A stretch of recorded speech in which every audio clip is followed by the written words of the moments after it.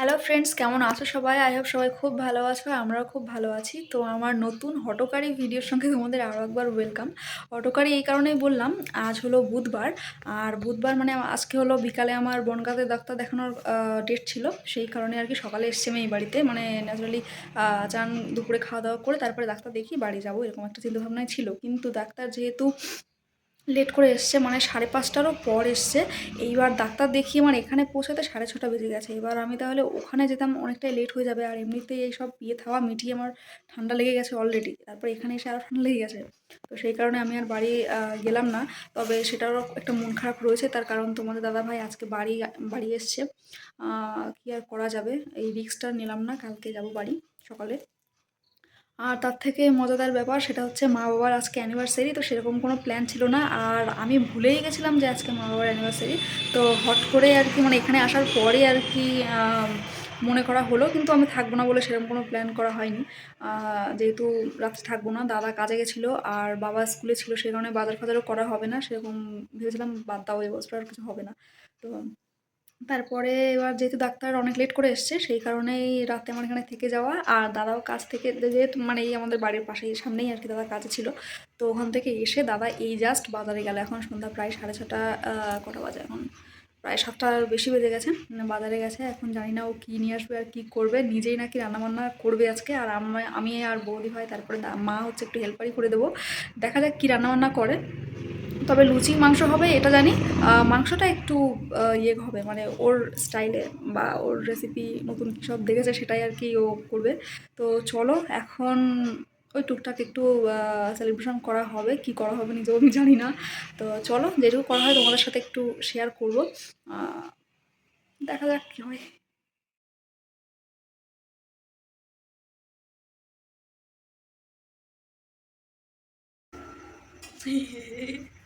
তোমার আজকে অ্যানিভার্সারি মা?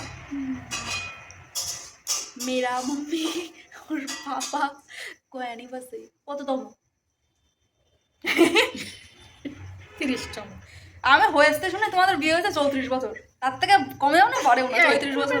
হ্যাঁ, 34 বছর বিয়ে হয়েছে। না আমার দাদার তোমার বিয়ে 4 বছর পরে আমার দাদা হলো তো।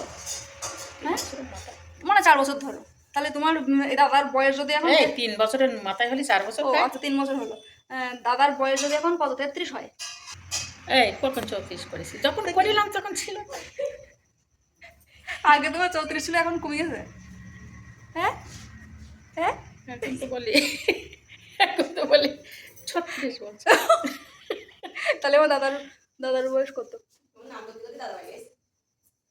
36।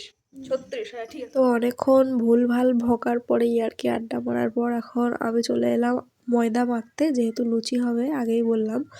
আর মা ওদিকে বসে বসে তেল ঠেল এগুলো দিয়ে দিচ্ছিল, লবণ টবণ। আর বৌদিভাই করছিল মাংসে যেগুলো লাগবে, আদা পেঁয়াজ রসুন এইগুলো ছাড়াচ্ছিল, কাটাকুটি করছিল। আর আমার এত পরিমাণে ঠান্ডা লেগে তারপরে জ্বর চলে আসছে, মানে পরদিনকার কথা বলছি আমি আমি তো বৃহস্পতিবার চলে এসেছিলাম। তো মানে বাড়ি এসে আমার পুরো জ্বর চলে এসছে। তো এদিকে দেখো কাটাকুটি করা পুরো কমপ্লিট হয়ে গেছে। আর দুপুরে করা হয়েছিল ঘ্যাটকলের পাতা বাটা, সেটাই একটু এখন কড়াইতে নাড়াচাড়া করা হচ্ছে দাদার জন্য আর কি। দাদা দুপুরে বাড়ি ছিল না, সেই কারণে। আর তোমাদের তো প্রথমেই বলেছি যে দাদাই আজকে রান্নার দায়িত্বটা নিচ্ছে, মানে মেন চিকেন করার দায়িত্বটা। তো এই দেখো ও কিন্তু লবণ হলুদ আর যাই হোক কিছু কিছু দিয়ে আর কি ম্যারিনেট করে রেখে দিয়েছে আধা ঘন্টা 40 মিনিট মতন। ও চলে এসেছিলো চিকেনটা তৈরি করতে, আর আমরা সেই ফাঁকে আর কি ছোটোখাটো করে যেটুকু সেলিব্রেশন করার সেটুকুই আর কি সেরে নিচ্ছিলাম, নাহলে এরপরে আবার লুচি করার ব্যাপার ছিল। না না, এবার কাটো, এবার কাটো, রাখতে হবে না, কাটো।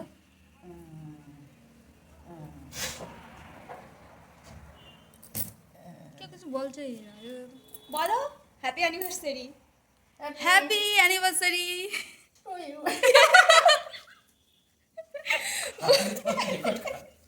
খারাপ হয়ে যাবে। হয়ে গেছে আবার দুজন দুজনে খাওয়া দাও, 2 টাকা আরেকটা কাটো। ও মাঝখানে মাঝখানে কাটো, মাঝখানে ওই কাটো। আরেকটা কাটো। হ্যাঁ হ্যাঁ, ওখান থেকে পিস করো। ওই একটাই হয়ে যাবে। ও বেকু, তুমি কাটো, ও দেখি যায় ওরা। কত লাগে এটা? দাও দাও মা দাও। ছুরি দিয়ে খাওয়াই দিলা যেন। বাবা হাতে নাও।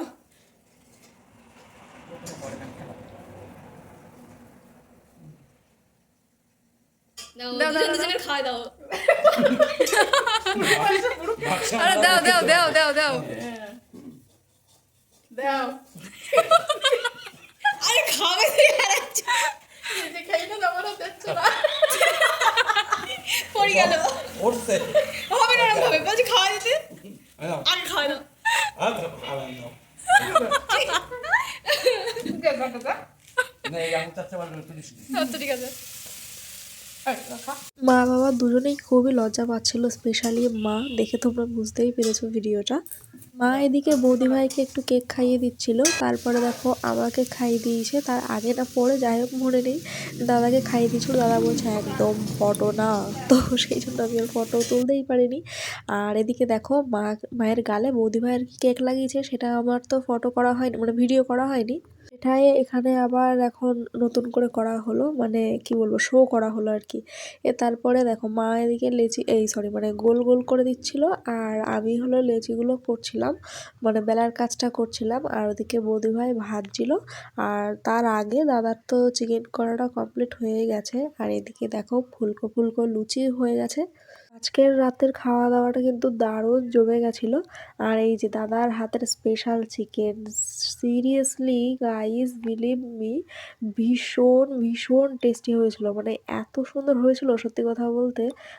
নতুন রেসিপি, তো ভাবছি বাড়িতেও একবার ট্রাই করবো তোমার দাদা ভাইয়ের জন্য। গুড মর্নিং সবাইকে। পরদিন সকাল থেকে আবার ভিডিওটা স্টার্ট করছি। কাল রাতে খাওয়া দাওয়ার পর আর কোনো ভিডিও করতেই পারিনি, তার কারণ আমার প্রচুর পরিমাণে ঠান্ডা লেগে গেছে, এখনও কষ্ট হচ্ছে এখানে প্রচণ্ড, কেমন কেমন হয় যেন নাক ঠাক দিয়ে, পুরো নাক ঠাক এড়ে গেছে। কাল রাতেও ভালোভাবে ঘুম হয়নি। তো এখন বাজে 9:30, এখন সকালে খাওয়া দাওয়া করে তারপরে বাড়ি চলে যাব। আর হচ্ছে কি যেন বলতে চাচ্ছিলাম, যাই হোক, এই দেখো দাদার গাছের ফুল, কত সুন্দর সুন্দর ফুল, দারুণ। তো যাই হোক, কালকের ভিডিওটা জানি না তোমাদের কেমন লেগেছে। কালকে বেশ টুকটাক ভালোই মজা করে কাটলো কালকের রাতটা, তবে তোমাদের দাদা ভাই থাকলে আরও বেশি মজা হতো। মা বাবা বলছিল যে বাবু থাকলে বেশি মজা হতো, কী আর করা যাবে। তো চলো, ভিডিওটা আর বেশি বাড়াবো না, এখানেই শেষ করে দিচ্ছি। আর কেমন লাগলো কমেন্টে জানাতে একদম ভুলো না, ভালো লাগলে লাইক কমেন্ট শেয়ার সাবস্ক্রাইব করো। চলো, দেখা হচ্ছে নেক্সট ভিডিওতে, টাটা।